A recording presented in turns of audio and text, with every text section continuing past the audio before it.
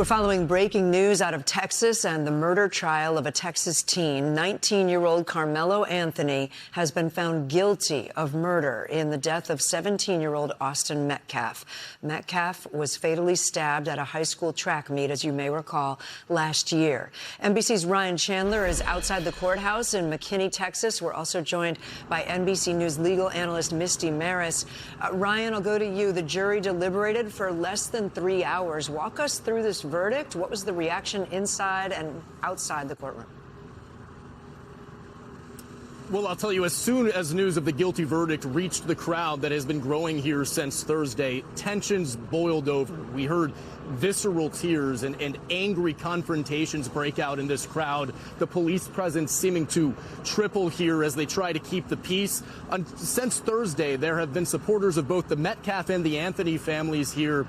Now the Anthony family is protesting, as they have since the beginning, raising concerns for a fair trial, but certainly a lot of bitter comfort for the Metcalf family. Our eyes inside the courtroom said that there were tears bursting out as soon as the verdict was read out from both sides.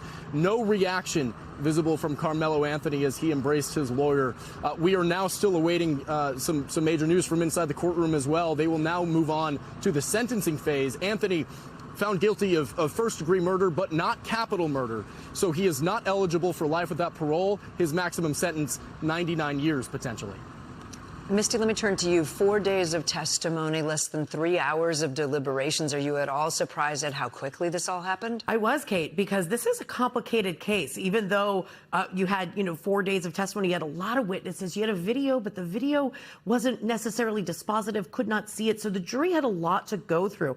You also had murder for them to determine whether or not there was a conviction on murder, which there was, manslaughter and the self-defense element of it. So this was a very, very quick verdict. Karmelo Anthony did not testify in his own defense. What kind of an impact do you think that might have had on this jury? Well, we can see from the jury's determination of a guilty verdict on murder that they dismissed the self-defense as an argument, that they did not find that he acted in self-defense. Which is what his lawyers were. Which is what his lawyers were looking for. And self-defense requires somebody to concede that they committed the act, but with legal justification.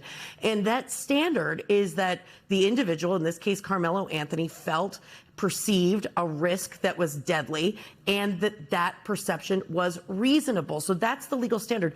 It's tremendously difficult in a self-defense case when you don't hear from the defendant on what they were experiencing that day. Ryan, back to you just quickly. Do we have any idea whether an appeal will be coming?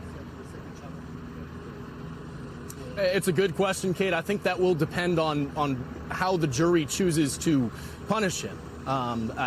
We have no indication of that yet. Ryan Chandler, Misty Maris, thanks to you both.